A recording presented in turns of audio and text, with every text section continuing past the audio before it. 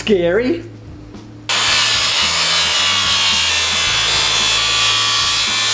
And not so scary. And I think that's why a lot of people new to DIY gravitate toward the Jigsaw. It's quieter, looks easy to use, and doesn't seem quite as scary as some of those other teeth-bearing power tools. Having said that though, I remember when I first bought my Jigsaw, which was many years ago. From memory I think Jesus may have been a second-year apprentice, so we're going back a bit. I found it difficult to cut a straight line, let alone a curve or God forbid a circle, and blade selection was a little confusing as well. So just letting you know that if you've had the same experience, well, I've been there and done that, but I promise you after watching this video, you'll be using a Jigsaw like a pro. G'day folks, Uncle Knackers here, and in today's video we're going to have a look at the humble Jigsaw, check out some of its features, and then go over the basics of how to use it. Let's go. Now just before we kick off, a quick tip regarding power tools, and that is whenever you're using them, make sure you're wearing some hearing and some eye protection. Now I have to say that the Jigsaw is a pretty basic tool without too many bells and whistles.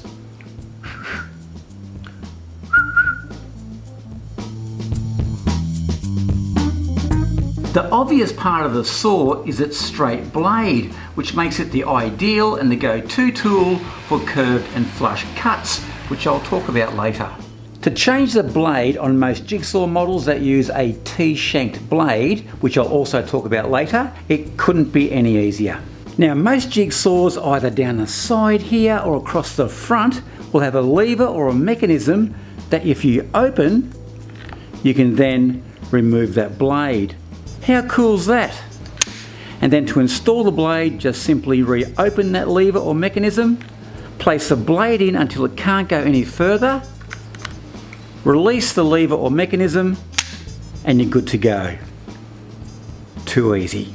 Now just a quick safety tip, whenever you are installing or removing blades, make sure the power isn't connected, and if your machine is battery operated, make sure the battery isn't clicked in. Now this part of the Jigsaw is known as the base plate, and it can be tilted if you need to make a beveled cut. And to adjust the angle or the tilt of the base plate, if we check out the back of my machine here, which may vary from model to model, but on mine I have 0 degrees up top all the way down to 45 degrees over here, and it's the same for both sides. Now to adjust the angle, there's a screw on the bottom of that base plate. Now if we use the Allen key that comes with most machines, there he is, loosen that screw and then alter the base plate to your desired angle, lining that up with that notch up there, and bang, you're in business.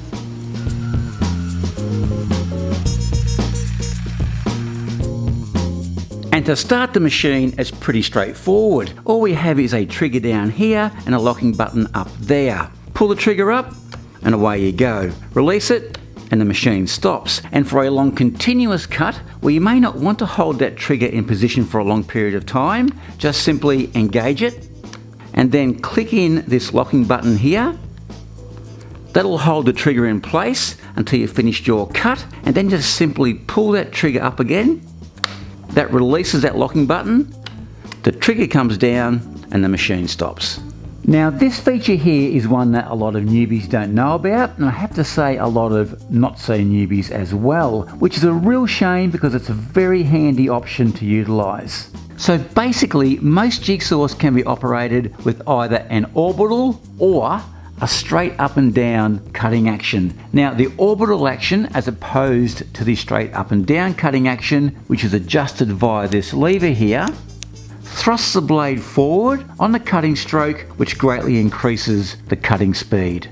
Now as a general guide, select the large orbit cutting action for fast cutting in wood and plywood. Currently my machine is set on 0, which means absolutely no orbital cutting action whatsoever, and the blade is just going straight up and down. Now if we move our lever across to the 3 position, that'll be the fastest cutting action for this machine, and we're good to go.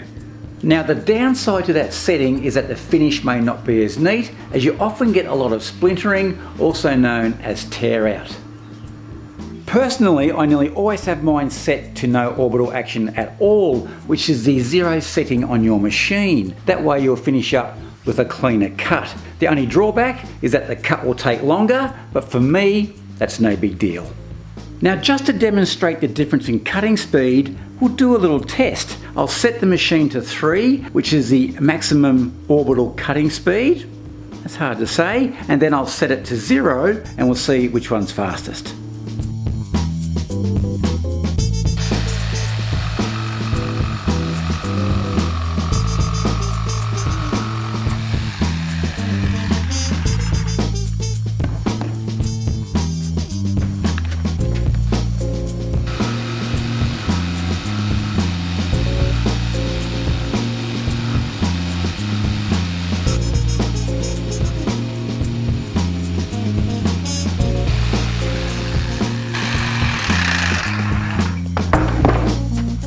So as you can see from that demonstration, when I had the machine set to number 3, the cut was so much faster than when I had it set to 0. But when it was set to 0, the cut was much cleaner.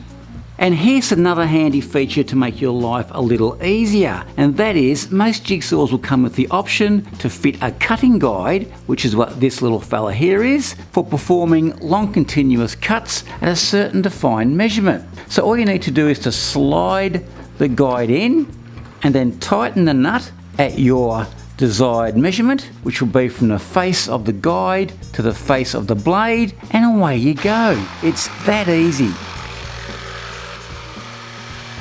Speaking of tool related things, how's this? I was talking to a good mate of mine the other day, and out of the blue he asked me, out of interest, what tool do you think would best deal with a traumatic event? I had a bit of a think about it, and then I thought, obviously, it's got to be the coping saw. Because, you know, it's just good at coping. It copes, so, yeah. I'll get my coat. Now, when it comes to jigsaw blades and then selecting the type of jigsaw that you want to buy, it's really important to remember that certain types of jigsaws will only take a certain type of jigsaw blade, and there are 2 styles to choose from.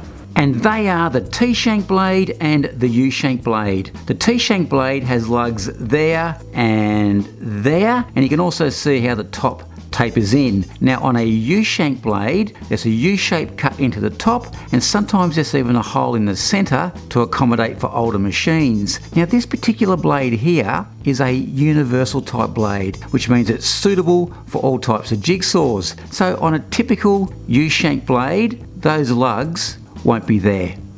So when it comes time to buying your brand spanking new jigsaw, do yourself a favour, make life easy on yourself and select one that takes a T-shanked blade. They're far more common, so you've got a lot more choice, and the blades are so much easier to change. In fact, more often than not, as you saw earlier in the video, you don't even need a tool to change it.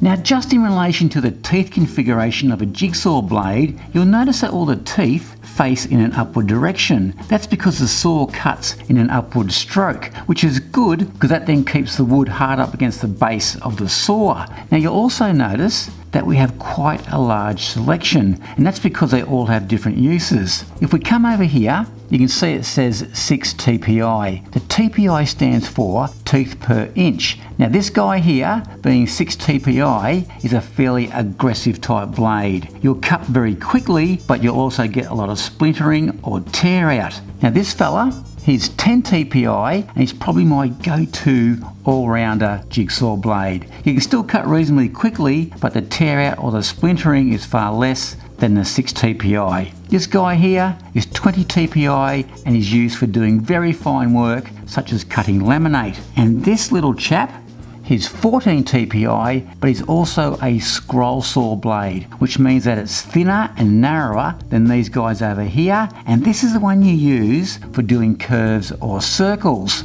Now this is 14 TPI, but the blade is a reverse blade, which means that the teeth face downwards, which means that When you're cutting a piece of wood, because the teeth are facing downwards, you get zero splintering or tear out. The only downside is that these blades, if you're not used to it, tend to bounce. Now here's a couple of tips to help you get started. When starting a cut, make sure the machine gathers and reaches top speed before you enter the cut. If you don't, the saw will tend to bounce and make a mess. Then slowly advance the saw along the cutting line. Don't force the tool, just let it work at its own pace and you'll finish up with a beautiful clean cut.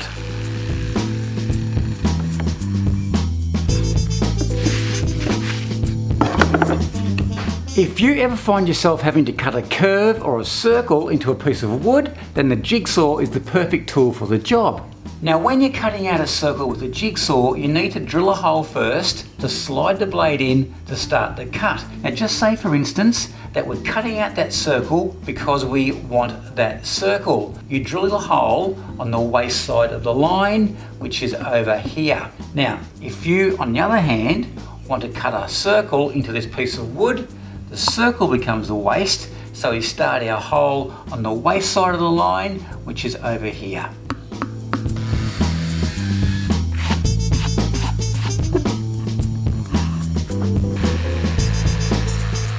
When cutting a circle, the trick is take your time. Don't force the tool and just gradually turn the jigsaw as you're going around the circle. And there we have it. There's your circle, and it didn't turn out too bad. So as you can see, it's not 100% perfect, but it's not too bad for a hand-cut circle, and it just goes to show you how versatile the jigsaw is. Now, if you want to see more videos like the one you've just watched, make sure you check out my Beginner's Guide to Using Power Tools playlist, which should be popping up over there just about now. Hope to see you there shortly. And as 2020 draws to a close, I just want to thank everybody for all your support throughout the year. It's been greatly appreciated, and I wish you all a very safe and Merry Christmas and a very prosperous 2021. Alrighty, after all that, I think I need a cup of tea. So till next time, be good, be safe, and I'm out of here. Cheers.